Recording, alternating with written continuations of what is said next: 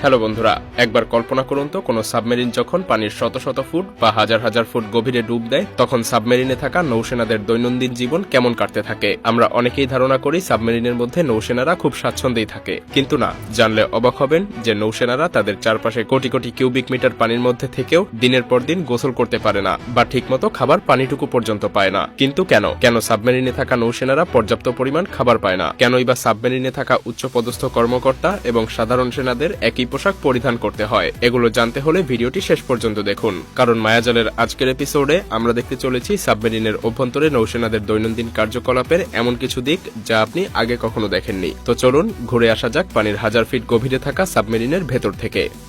নৌসেনাদের ওপর কোন দেশের নিরাপত্তার দায়িত্ব অর্পিত থাকে দুইটি ধাপে, একটি পানির উপরিভাগে আর অন্যটি পানির গভীরে।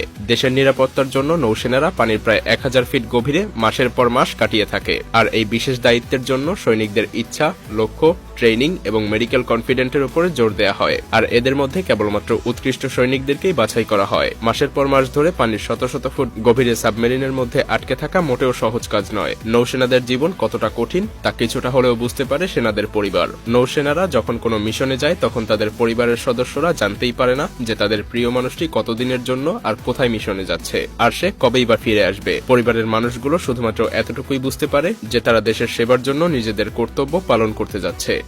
সাবমেরিনের মধ্যে থাকার সময় সৈনিকেরা নিজেদের শারীরিক পরিচর্যা তো দূরে থাক, ঠিকমতো গোসলই করতে পারে না। নৌসেনাদের জন্য সবথেকে গুরুত্বপূর্ণ এবং কঠিন কাজ হলো সাবমেরিনের মধ্যে কোনো মিশনে দিনের পর দিন আটকে থাকা। যদিও সাবমেরিন পানির উপরে এবং গভীরে দুই জায়গাতেই পূর্ণোদ্যমে চলাচল করতে পারে, তবে সমুদ্রের গভীরে থাকাকালীন সৈনিকদের অন্যতম একটি কাজ হলো জলের গভীরতা পরিমাপ করা এবং শত্রুপক্ষের উপরে নজর রাখা।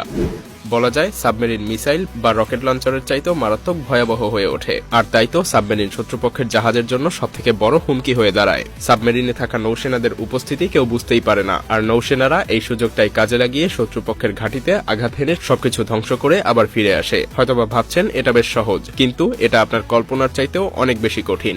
সাবমেরিনে থাকা নৌসেনাদের প্রায় প্রতিটি মুহূর্তেই নানা রকম সমস্যার মোকাবেলা করতে হয়। কোনো মিশন সফল করার জন্য সাবমেরিন সহ নৌসেনারা যখন পানির গভীরে ডুব দেয়, ঠিক তখনই তারা বাইরের পৃথিবী থেকে সম্পূর্ণ বিচ্ছিন্ন হয়ে যায়। আর এই ধরনের ভয়ানক মিশনগুলোর সময়কাল হয়ে থাকে 1 থেকে 6 মাস পর্যন্ত, আর এই সময়কালে কোনো নৌসেনা তাদের পরিবারের সঙ্গে যোগাযোগ করার কথা চিন্তাও করতে পারে না। জানলে অবাক হবেন যে শত শত ফুট জলের গভীরে ডুব দিয়ে চারপাশে প্রচুর পরিমাণ পানি থাকা সত্ত্বেও সাবমেরিনে থাকা নৌসেনারা দিনের পর দিন গোসল করতে পারে না। কখনো কখনো প্রায় 3 মাসের মিশন শেষ করে সৈনিকেরা জলের উপরে এসে একবার গোসল করার সুযোগ পায়। এর কারণ হলো সাবমেরিনের মধ্যে যথেষ্ট বিশুদ্ধ পানির অভাব। সেই সাথে প্রতিদিন একজন নৌসেনা মাত্র 3 থেকে 4 মগ পানি ব্যবহারের সুযোগ পায়, আর এমন কঠিন পরিস্থিতিতে সার্ভাইভ করার জন্য নৌসেনাদেরকে ডিসপোজেবল কোট পরিধান করতে হয়, আর এগুলো 2-3 দিন ব্যবহারের পরেই সেগুলো ফেলে দিতে হয়। এই কোট তৈরিতে এক বিশেষ প্রকারের কেমিক্যাল ব্যবহার করা হয়, যার ফলে নৌসেনারা দিনের পর দিন গোসল না করলেও নানা রকম ক্ষতিকর রোগ জীবাণু থেকে দূরে থাকতে পারে। তাই এই সকল নৌসেনারা একই ধরনের পোশাক পরিধান করে। এক্ষেত্রে নৌসেনাদের উচ্চপদস্থ কর্মকর্তা এবং সাধারণ সেনাদের মধ্যে কোনো বিভাজন থাকে না। সৈনিকেরা পানির গভীরে কাটানোর সময় দিনের পর দিন সূর্যরশ্মি দেখতে পায় না, আর এমন সব প্রতিকূল পরিবেশে থাকার কারণে নৌসেনারা যখন ফিরে আসে তখন তারা নানা রকম অসুখ বিসুখে ভুগতে শুরু করে। বিশেষ করে পেশি এবং অস্থিগত সমস্যায় তারা ভুগে থাকে।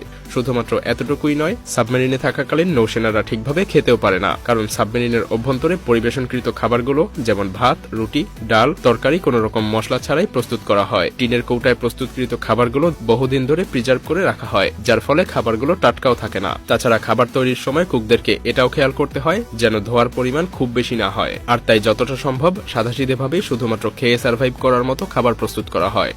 যদি কোনো কারণবশত নির্দিষ্ট কোনো মিশনের সময়কাল দীর্ঘায়িত হয়, তবে নৌসেনাদের সাবমেরিনে মজুদ থাকা অপর্যাপ্ত খাবার দিয়ে দীর্ঘদিনের পথ পাড়ি দিতে হয়।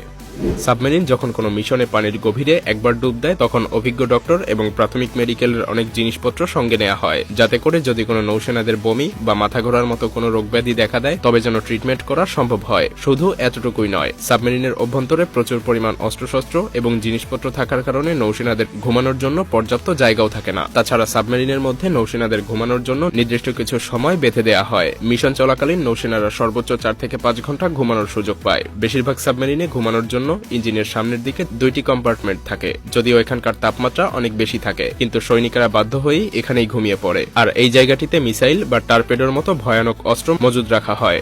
আসলে আমাদের পৃথিবীতে অনেক দেশ রয়েছে যে দেশের নৌসেনাদের সাবমেরিনের অভ্যন্তরে এমন কঠিন পরিস্থিতিতেই মিশন সম্পন্ন করতে হয়। যদিও অনেক দেশের সাবমেরিনের মধ্যে পর্যাপ্ত পরিমাণ সুযোগ সুবিধা থাকে, আমাদের উচিত দেশের জন্য নিবেদিত এসব প্রাণগুলোকে শ্রদ্ধা করা। তাদের সাহসিকতাকে আমাদের স্যালুট করা উচিত, কারণ এই সকল সেনারা আপনাকে আমাকে রক্ষা করার জন্য বা কোনো দেশকে রক্ষার জন্য নিজের জীবন বিলিয়ে দিতেও দ্বিতীয়বার ভাবে না।